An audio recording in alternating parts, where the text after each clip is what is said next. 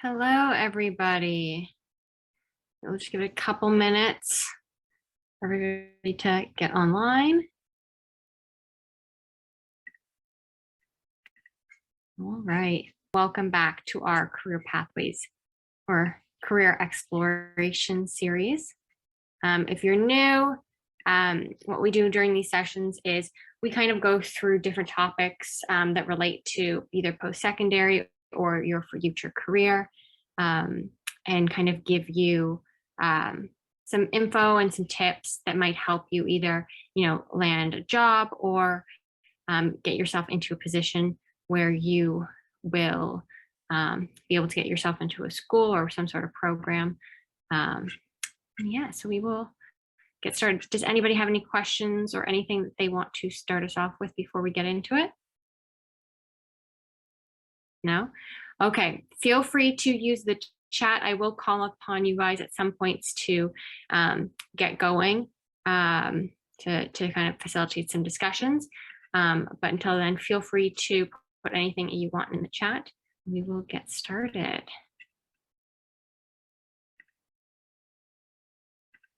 Okay. All right. So today we are talking about research and discovery. The first thing that we are going to be talking about is informational interviews. By using the little hands up emojis, does anybody know what an informational interview is, or has anybody ever heard of an informational interview? Okay, so the objective of an informational interview is to understand, or our objective today is to understand what those are. They're different than job interviews, but they're really important. And the types of questions you ask are also really important during those informational interviews. So when you go in for an it's a tongue twister, those informational interviews, you're going to be able to ask a bunch of questions. So we want to kind of prepare you for those settings. So today we're going to be able to practice asking some of those informational questions. You guys are going to participate and create a list of the types of questions that you would ask. And you'll be given the opportunity to really think about, maybe a company specifically or a job specifically that you're thinking about when you're creating those questions. And also we're going to give you some time to, we're getting some more people joining us. You're going to get some time to identify different organizations or companies that you should start contacting in order to do one of these informational interviews. So first session is, what is an informational interview? There we go. So first, we're going to talk about what is inclusion. So inclusion refers to the act or practice of including and accommodating people who have historically been excluded because of their race, gender, sexuality, or ability. So right now we are, and part of, that is thinking that, maybe you don't have things in common with other people. So today's exercise is we are going to practice finding things that we all have in common with each other. So I'm going to split you guys up into two groups, into two breakout rooms. And you guys are going to, within those breakout rooms, you're going to have 5 minutes to find 3 different things that you guys all have in common. So you're going to all go into a breakout room and you need to turn your mics off. Hopefully your camera's on as well. And you're going to find 3 things that you guys all have in common. So that might be your favorite holiday, your favorite color, sports teams, bands, season of the year. You can make it quite broad. You can be really specific, but start asking each other questions and find those similarities between each other. At the end of the 5 minutes, one of you from each group will tell us what the 3 things that you guys came out with as having in common. This activity is really trying to reinforce that you know, introducing yourself, creating a connected community, really kind of talking, trying to find those relatable things, whatever they might be, is really, really impactful and can make a big difference. So we're going to talk about also afterwards, we're going to talk about the importance of inclusion at work, how it is helpful. So when you are looking for jobs and when you're looking for organizations or places like that, you know, it might be your dream job, but you also want to make sure that it's your dream place to work. Different companies have different types of, you know, a workplace work level. Some are super professional. You know, there's no real socializing. You know, it's very professional. It's very sturdy. Other places are very relaxed. People have more of a buddy relationship with their colleagues. So all these different types of places are different. And it's finding what you find interesting as well, or not interesting, but what you find works for you and maybe your personality and your work habits. So I'm going to stop sharing for a second, and I'm going to put you guys into, actually, I think I'm going to do 3 separate breakout rooms. So when you get into those breakout rooms, you have to find 3 things that you guys all have in common. Okay, so let me do this. Okay, so one just joined, so I'm going to repeat myself. You guys are all going into a breakout room. Make sure you turn your cameras and your microphones on, and you need to find 3 things that you all have in common. And it can't just be 2 of you have it in common and one of them doesn't. All 3 of you have to have it in common. And don't try to cheat and just be like, okay, well, that's not really my favorite sport, but I'll do it just to get this exercise over with. Really try to find 3 things that you guys have in common, okay? And I will see you guys back here in 5 minutes. All right. So everyone is back now. So who would like to go first? Maybe room 1, which was Diego and John's room. Does someone from that room want to tell us the 3 things? Yeah, Diego, go ahead. Yeah, I'll go. So it actually took us a while to like figure out what we all had like in common, but um I guess the 2, well, it was 3, but the 2 things that we just really talked about was like about comedy movies and how we're really into them. At first we talked about like what genre, and some people were saying horror, but you know, at the end we're just like, oh well, we all like comedy, so we have that in common. And also we all have siblings, and a couple of us that were actually older siblings, like me for instance. I'm an older sibling, and so is Yadir. Mm-hmm. So yeah, that's So what we had in common. comedy, Uh, sibling. siblings, and well, it was comedy, siblings, and the fact that we all like movies. So Okay, perfect. Yep. You got some specifics in there, but you also have some generals. I think that's great. Okay, room number 2. Ethan, go ahead. Ours was that our 3 was that we all played sports when we were younger. We all agreed that our favorite shoe brand was Nike, and then we all have pets. Oh, nice. Okay, room number 3.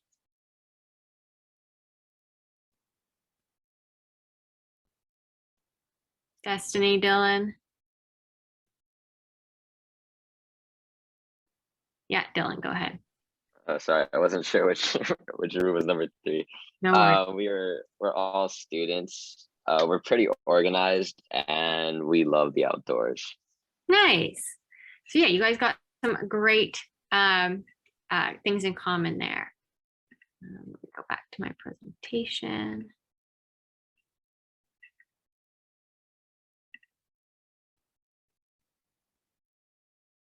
Okay. So how is this helpful?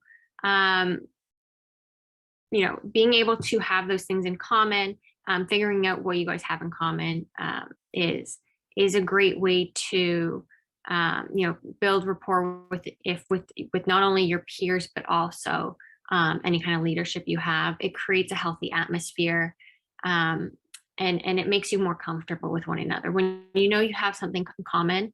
You know, I think everyone unless you're a really outgoing person, is a little uncomfortable sometimes starting conversations with people, or putting themselves out there, especially when you're joining a new group for the first time. And that's especially very true when you start a job for the first time, because everyone else has already been there, everyone else already knows the rope. But being able to find those things you have in common with other people is really encouraging. It makes you feel like you're listening. It makes other people feel like you're listening. It just builds a comfortability with other people.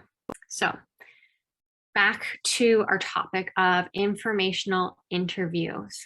So an informational interview helps job seekers have an opportunity to learn more about their careers or job fields of interest, network, and build relationships with people in that field. So what this informational interview really is it's not you, it's not you getting an interview, but you reaching out to other individuals and saying, hey, I would love to know more about your company, what you do, what types of employees you're looking for. And you can do this at any time with companies. You don't need to wait for them to put a job posting up. You can do this, if there's a company out there that you really, really wanted to work for and you wanted to know more about, and you wanted an upper hand when those job openings do come, you can always reach out to people at that company and say, can I have a quick call with you? I would love to just kind of hear more about your company and what you do. I'm really interested in working for you one day. So there's no pressure on them to, you're not saying, hey, I want a job, give it to me. You're saying, I just want to find out more about your company. And this is great for a few reasons, but one, it's, when you're getting a job, one part of it is, yes, that person is, that company is trying to fill a position and they want to make sure you're the right fit, but you also want to make sure that company also fits what you need, the types of support you need, the type of work environment you need. So doing these informational interviews gives you, not only a leg up in knowing what the company is and knowing what they're looking for, but putting you in a position where you know more about that company so you can make a better decision as to, whether you want to take that job in the future or even apply for a job there in the future. And something very interesting to know that in 2010, only 1 of every 200 resumes will lead to a job offer. 1 in 200 resumes. In comparison, 1 out of every 12 informational interviews results in a job offer. So, does anybody know why that might be?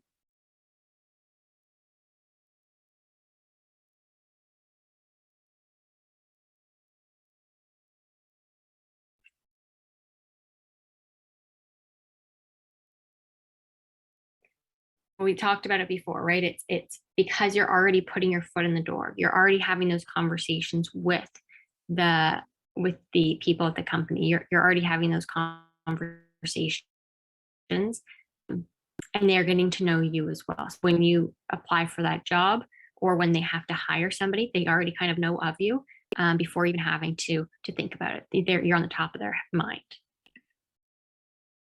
So, as I mentioned, an informational interview is an interview conducted to collect information about a job, career field, industry, or company. It's an interview with an individual working in a career you would like to learn more about, and it usually lasts 10 to 20 minutes at most. It's not a long conversation, and that's also really important because you want to respect the person's time who you're talking to.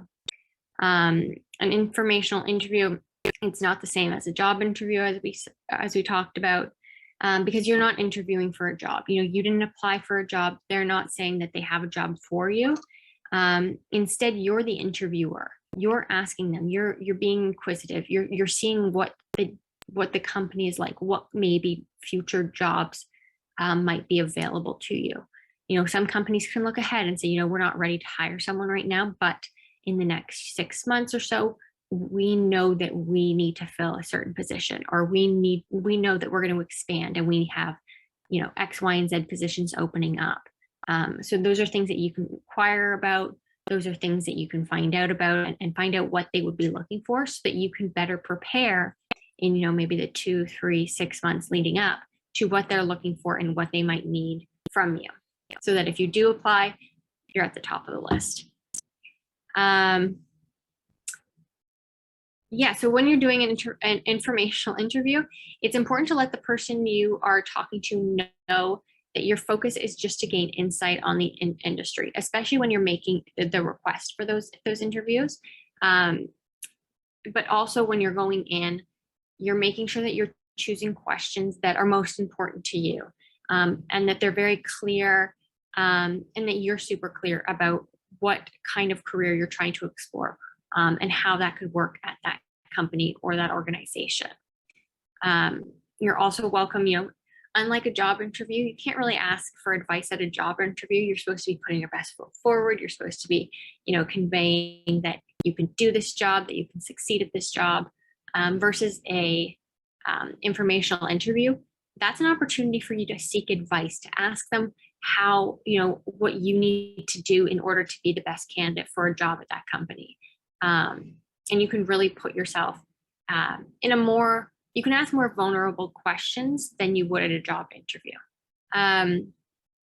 So these informational interviews can really help you learn more about the realities of working in a particular occupation. It allows you to decide among different occupations or choose an occupational specialty, focus on career goals.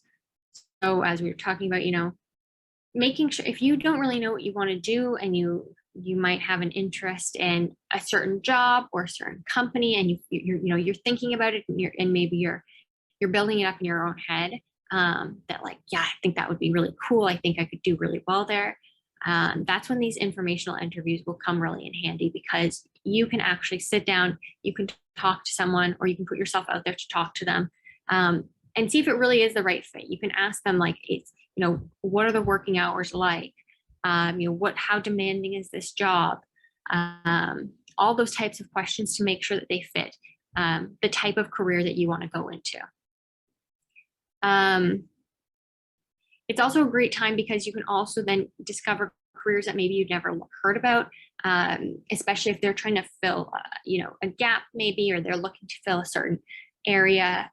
They might hint to you or straight up tell you about certain jobs that are coming up that maybe you've never even thought about. But if that's a company that you really want to work at, you can start looking into that job and seeing if that's even something that that you're interested in as well. It also helps you kind of prepare for a career. So if you know what you want to do, but you don't know, and I think that this is very common, you might know exactly what you want to do, exactly what kind of company you want to work for, but you might not know what skills they are looking for when they hire for that position. So asking them, what skills do I need to have in order to get this position? What do I need to be able to do? What do I need to be able to prove in that job interview that will allow me to land this job in the future? So preparing for those things. So building up those skills, they might say, well, in order to do this job, you need to be really good at, something like using Excel. You need to be really quick. You need to know all the tricks about using Excel. Excel is a program that most people know the gist of it, but in order to be like really savvy at it and really be able to demonstrate a lot of organizational skills on Excel, it takes a little bit of work and takes a little bit of practice. And some jobs, that's a huge asset for them. So something like that might come up, and you can work on that alone, in your spare time. You don't need another degree for something like that. That's something simple that you can take on your own. These informational interviews also will hopefully give you the confidence. It will have you start kind of asking those important questions. And also, if you end up interviewing with that person later, hopefully you'll be more comfortable when you actually go through the interview process. But putting yourself in these positions can feel really uncomfortable, can feel really awkward. You're putting yourself out there, which is the same thing that you do in an interview. So it will really prepare you for that process when you start doing that, if you haven't already. But most importantly, the people with whom you speak to will remain contacts and lead you to other perhaps even better contacts and sources for jobs and internship opportunities. And that is the most important point. When you go and ask somebody for more information about their company, or ask if you can have a 10-minute call to inquire more, they're not always going to say yes. They might pass you off to somebody else. I would never say, it's pretty bold to ask the CEO of a company, for example, to have that conversation, because you can imagine that they're very busy. But finding someone maybe lower down who's a bit younger, who just started their career there as well, asking them to have a chat just to find out more is a great way to get your foot in the door. The younger people are, and the earlier on they are in their own career, the more receptive they are to have those conversations with other young people, because they remember how stressful it is. They remember how hard it was to kind of get your foot in the door and to figure out what you want to do. And they become great assets for you, because if they hear that they're hiring at that company in a few months, they remember your name. They're able to help put your resume into that pile. So putting yourself out there, it's nerve-wracking at the beginning, but it really does pay off. Because even if it's not for that company, you might hear later down the line that, that person might say, well, I have a friend that works at another company and they're really looking to hire. And I had this great conversation with this young person who might be interested. And I personally have done that before as well. I have, we've had people just like yourselves, young people who work at Cyber Seniors and volunteer with Cyber Seniors. And then someone I know is hiring and they need somebody. And I have, lots of young people. And that's why we also hire from within, because we already know you young people. We already know that you guys are already know what's going on. You already know our organization. So, anytime we need to hire someone, we typically throw an email out to our volunteer population and see if anybody is available and interested.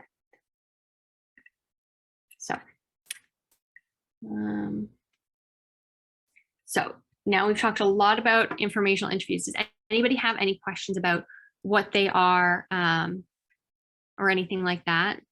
Feel free to put them in the chat if you have any follow-up questions about what those interviews are all about. Oh, someone's asking. How can you set up an interview? So that's our next slide. So we will go into that right now. Okay. So you can do this a bunch of different ways, but the first thing you should do is really brainstorm all of your resources and find somebody that to interview. So people you already know, if your parents have friends that work in certain careers that maybe you're interested in, that's a great place to start. Friends, families, your friends' parents, maybe. Your teachers might know somebody. So if if you have a professor and you say, I'm really interested in going further into this career, do you have anybody I could talk to more about it? Or maybe somebody who has gone into that profession and can help you with something like that. But really explore the people you already know, people you can easily message, can easily call and ask for that favor, and ask around. You never know who knows somebody who works in some sort of field, and putting that out there it's a great way to find those resources really close by. Use LinkedIn. If you guys are not on LinkedIn yet, I highly suggest you get on LinkedIn.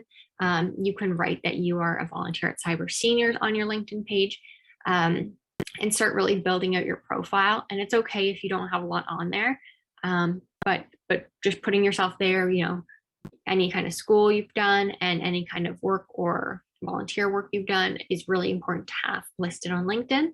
And then you can start reaching out to people like that.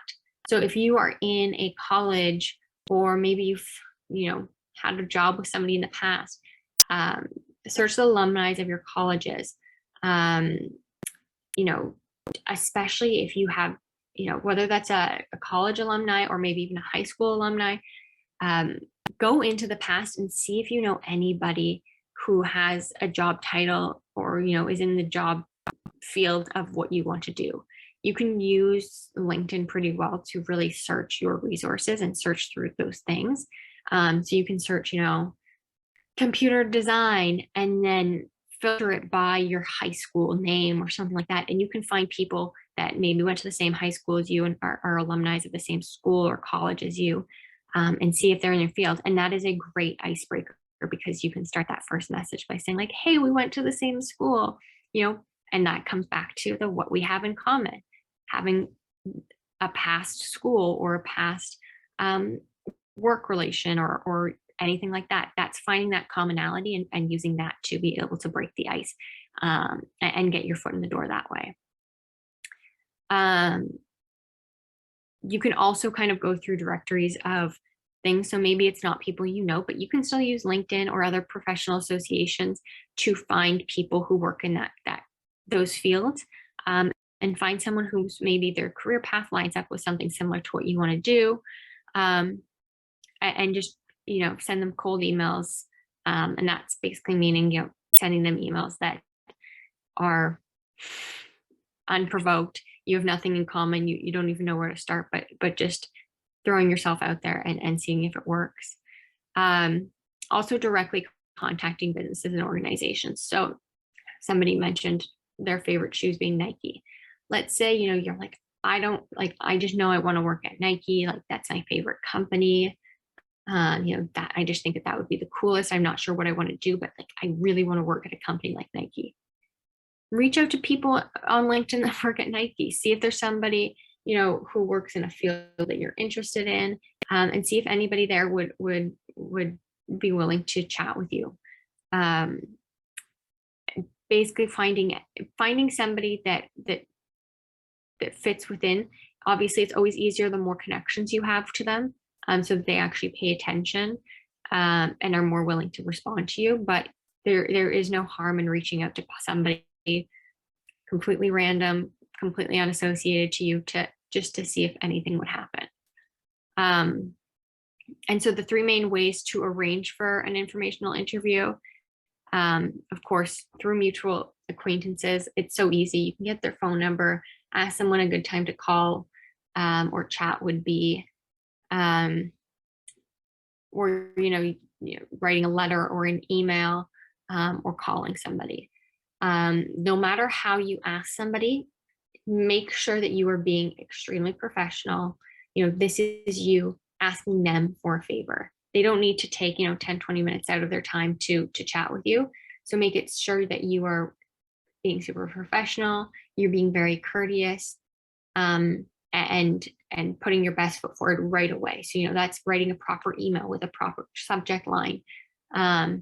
You don't have to write your whole life story in an email. If you're sending someone an email, you don't have to be like, it doesn't need to be paragraphs. It just needs to be short to the point as well. When you are doing so also when you do these informational interviews, you can do them different ways. I would always suggest, when you're preparing for them. So back to my point. I would always suggest jumping on a quick call.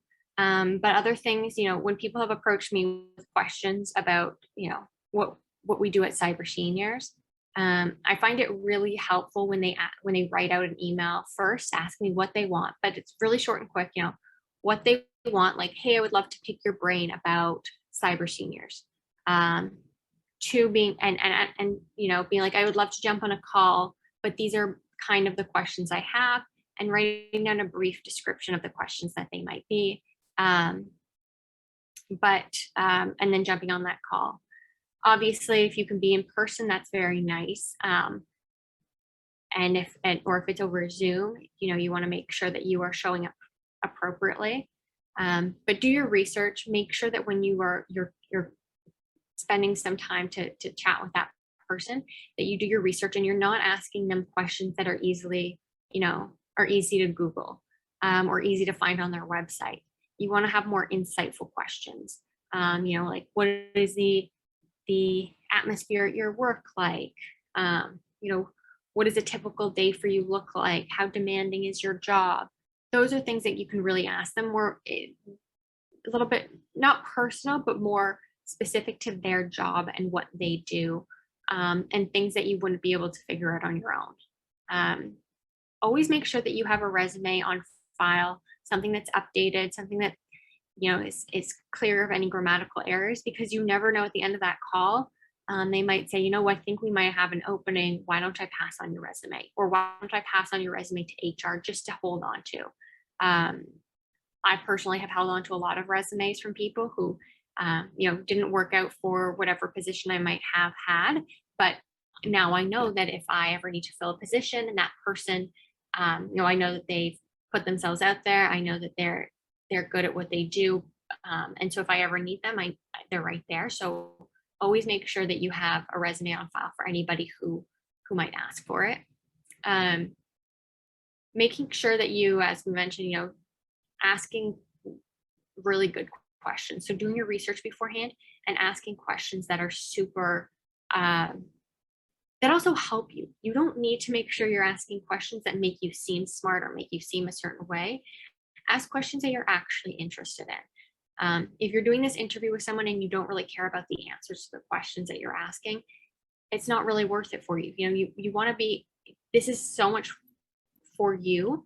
And the more that you make it about yourself and making sure that you're doing your kind of due diligence in this interview, the better you will come across.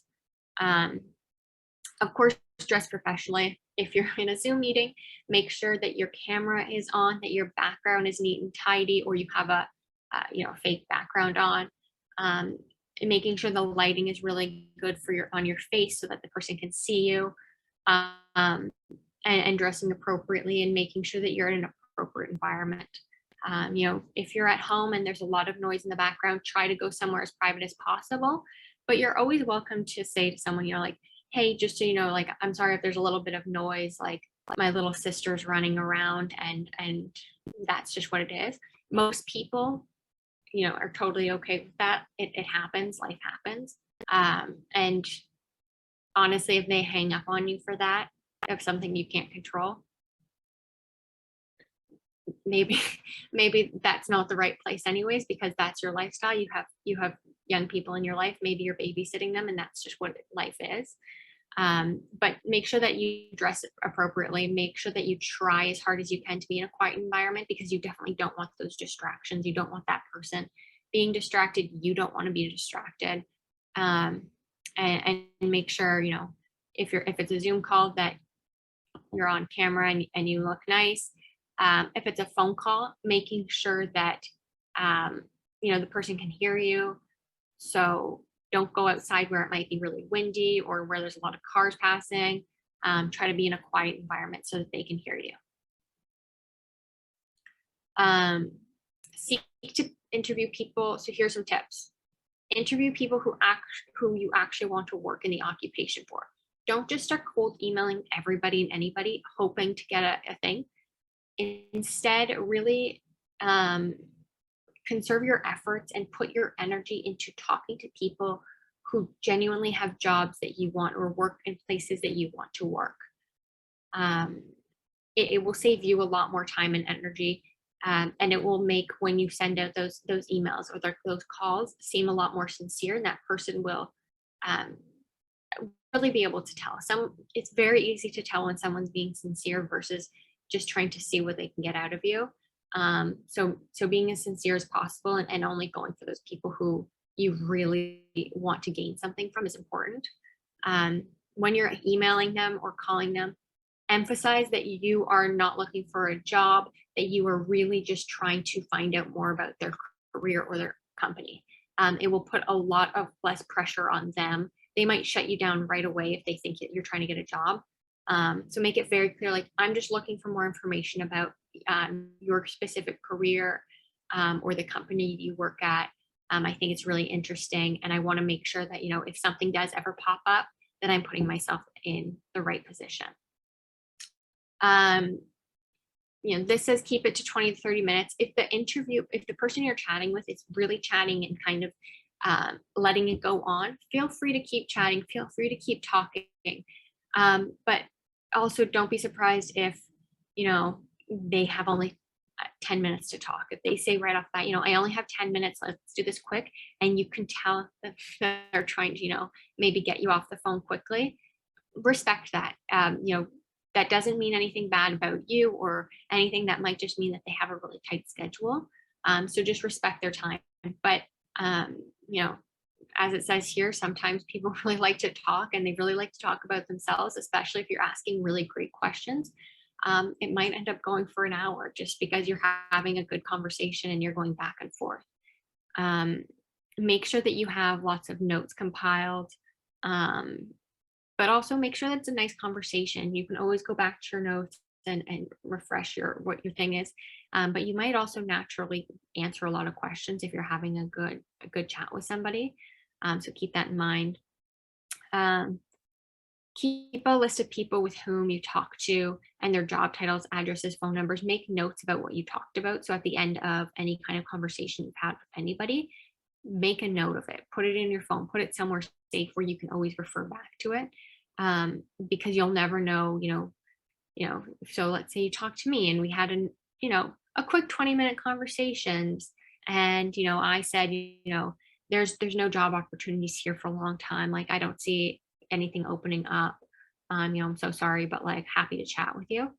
Those are notes to take. Or maybe if I say, you know what, email me again in 6 months. Like, I think something's going to happen. So like, email me again in 6 months to catch up. You want to make sure that you're making a note about that. But it's also really good to also note anything personal that comes up. So maybe, we're having a chat and you hear my dog in the background. You can, if you feel like you had a really casual conversation, you can always say like, oh, like, how's your dog doing? Or maybe they were working on a really big project, and you can always refer back to that. Like, I hope that project went well and everything's going well. You told me to email you back in 6 months. So I'm just wanted to say hi and see if there's anything, if there was that job. If not, not a problem. Let me know if there's a better time to email again. But keeping really diligent notes about those people, because you think that it's going to stay fresh in your mind, but in 2 weeks, in a month, in 6 months, what you talked about with that person will escape completely.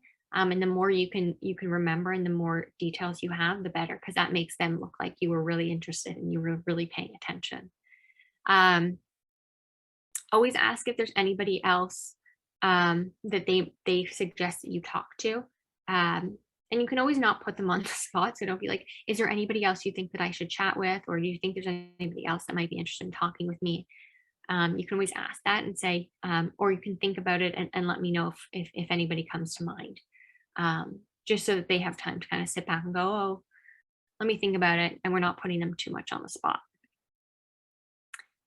So some sample questions. Tell me about your present job and some responsibilities that you have. What type of tasks do you spend most of your time doing? Or describe how you occupy your time during a typical work week. What skills, feel free to screenshot this too, by the way, you guys. What skills or talents are most essential for effectiveness in this job? What do you find most rewarding about your work itself, apart from external motivators such as a salary? What are some of the most difficult or frustrating parts of this job? What type of advancement opportunities are available for level entry workers in this job? I read that so-and-so is an issue with this occupation. Have you found that to be true? Is this career changing? How? So all of these are really great like questions to start with, and then you can always expand upon them. But I think, this is a great range of questions that not only are asking them personally about them, but also making sure that you are putting yourself in the right position for the job you're taking, and that you know more about what you're getting yourself into.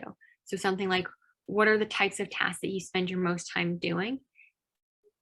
You'd be surprised when any job, no matter what they're doing, how much administrative work goes with any job. So they might say, I spend hours working on Excel sheets. I spend hours writing emails, and only only 10% of my job is this really cool component that you're asking about. but there's a whole lot of other boring stuff that you have to do in order to enjoy that 10% of whatever that thing is. And that's totally fine. And that's just keeping you aware and keeping you understanding so that when you do get that first job, you're not shocked by, maybe the amount of administrative work that's involved. Here's some more questions. What are the working conditions like? So type of hours. This is really important because, you should know that some jobs and some careers and some companies, I should be really specific, are very much clock in, clock out. You're supposed to be there at 9 a.m. and then you're done at 5 p.m. and you get your lunch hour from this time to this time. Other companies, it might be much more different. Some jobs are very, very demanding and you're required to, come in at 8 a.m. and stay till 8 p.m. and work weekends. And it's a lot of work and you might get a lot of money, but is it really worth it if that's not the type of person you are? How much flexibility someone has. So, do you have vacation days? Do you feel like you're allowed to take your vacation days? I think that the world is getting a little bit better about making sure that their employees feel like they can take their vacation days, but some companies make it feel like even though you have your 2 weeks to take off, that you taking off those 2 weeks that you rightfully earned and deserve is a really big burden on them. And maybe that's just not the type of environment you want to be in. And then also, asking legitimate questions and logistical questions about what you need to do in order to get into the position they currently are. So just like how we have had our guest speakers and how we've discussed what type of, what they did prior to landing their job, those are great questions. So if you guys have been around, we're going to have somebody else and a guest speaker next week. So those types of questions on, how did you get to where you are? Is that a typical place? Is that a typical way to get to that job? What kind of degrees do you need? Do you need a degree? Do you not? Is it beneficial? Those are all great questions to ask. So when you're talking to somebody, they'll also be interested in who you are, why you're asking so many questions, why you're reaching out. So be prepared for those questions as well. Be honest about your skills and your background. Don't try to inflate what you are, because again, this is not an interview. So you are not being judged on what your capabilities are. You can be very honest, be like, I know that this job involves a lot of, SEO work, which is kind of like, SEO for social media and websites and stuff like that. And maybe you have absolutely no experience with that. And that's okay. You can let them know. And they'll say, well, you really need to work on that in order to work in this field. That's great. Be like, great, I will sign up for, to figure that out. And they might have a great course. They might have, a great YouTube page that you can watch. They might have a great resource for you to have and to start learning that kind of stuff. So be honest, because they might know a great place for you to start to work on those skills.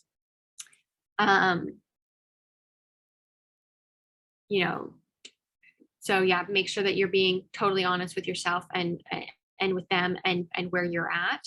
And then at the end of the interview, of course, send a thank you note. Always send a thank you note. It doesn't have to be long. It doesn't have to be it just has to be like, thank you so much for taking the time to chat with me. An email is very, very fine.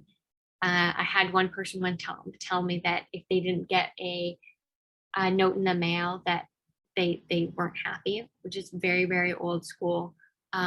It's hard to find addresses, especially when everybody's working from home nowadays too.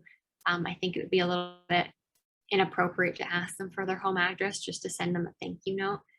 So an email is totally fine. But if they are in an office and you feel like being a little bit old school and traditional and sending them a thank you note in the mail, I also think that there's something very, very nice about that as well. But of course, they have to be in the office to work. Make sure that you're keeping in touch. You don't have to bother them. Don't expect always a reply. But every 3 months to 6 months, feel free to reach out and just say, hey, I hope everything's going well. Let me know if anything comes up. recalling information from the chat that you had. And then also if you have an updated resume, just letting them know where you're at. So, maybe going back to that thing, and maybe you took that course, maybe you finished your college courses, maybe you're at a new job, letting them know where you're at. It shouldn't be every month, but when something big has happened, or when you have, completed a certain stage of your career or your life, and you're still interested in working with that person or at that company, feel free to send them an update. Just keep it quick and simple, and make sure you're also asking them about themselves, and being genuinely curious about who they are and what they're up to.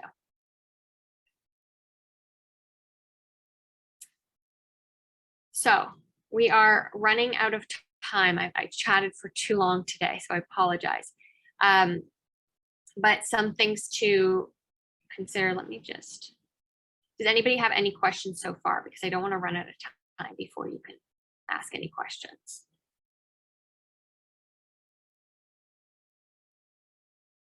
You can take yourselves off of mute if you want. No questions. Does anybody have anybody in mind that they might want to reach out to set up an interview with, an informational interview with?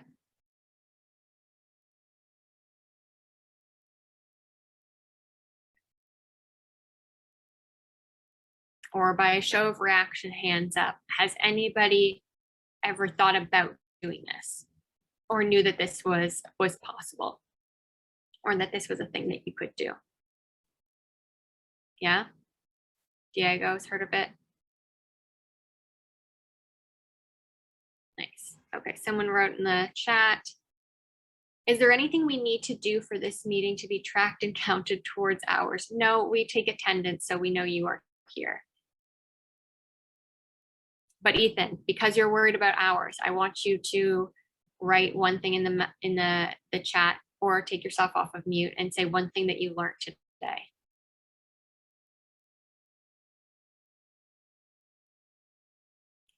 But yeah, is anybody planning on trying to reach out to somebody to do one of these informational interviews?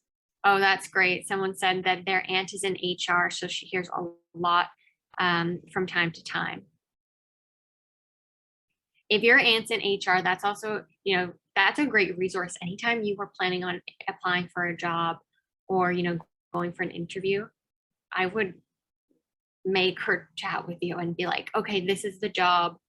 Like, what do you think what do you think of my resume? Don't bother her too much, but I think that could be a great resource to help you think about stuff like that.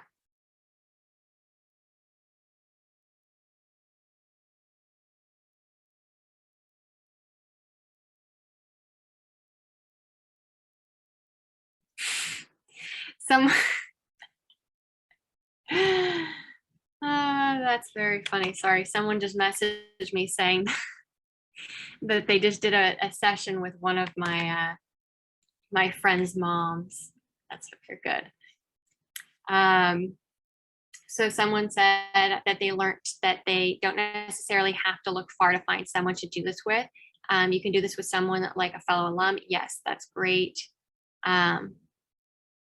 Yeah, so they were saying that they knew somebody who worked on the school paper with them. That is a great resource. If you were in a club and you knew some like upperclassmen that did similar activities, that's a great resource as well.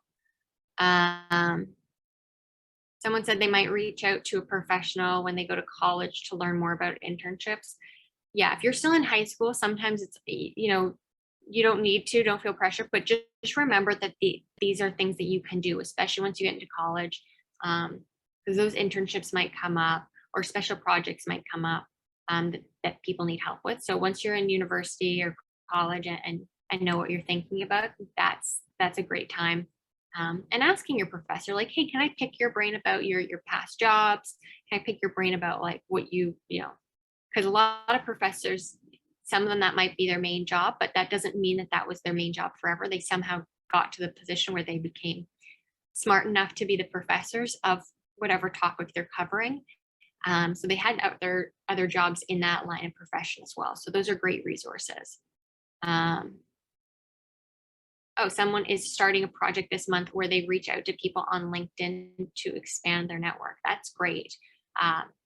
And you know how we talked about SMART goals, those can be great SMART goals, you know, reaching out to somebody every, you know, throughout the month. And it doesn't have to be a lot of people, because sometimes researching the right people to contact is a lot of work itself. So maybe even just reaching out to one person a week or one person every 2 weeks, because, you know, you spend a week finding that person and then a week researching them and what they do in order to formulate a proper introduction email.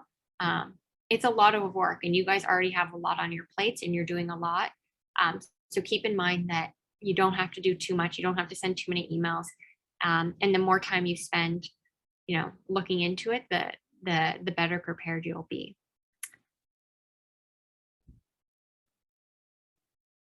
Yeah, so someone said that they did theirs with a professor of theirs in different classes because of their expertise in the film. Yeah, I think professors are great resources, or teachers, sorry. All right. So does anybody have any other questions or last minute thoughts?